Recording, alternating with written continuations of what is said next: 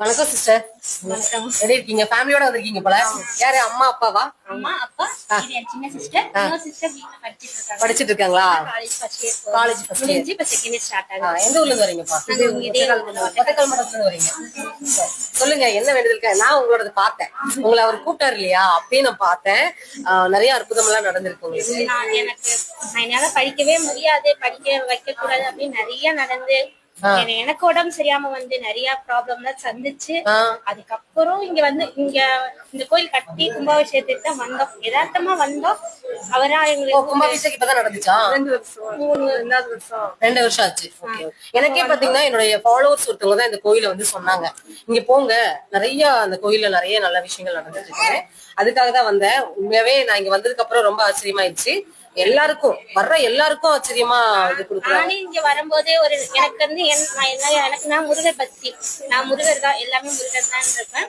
எனக்கே வந்து நான் இந்த கோயிலுக்கு வந்ததுக்கு கற்பன் மேல எனக்கு ஒரு அவரோட சன்னிதானத்திலேயே நம்ம கருப்பசாமி இருக்காரு இல்லையா, என்னோட ஃபேவரட்டும் முருகர் தான்.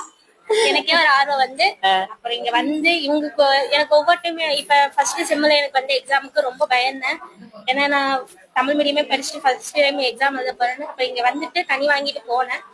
போயிட்டு எக்ஸாம் நல்லபடியா எழுதி ஆல் கிளியர் பண்ணிட்டேன்.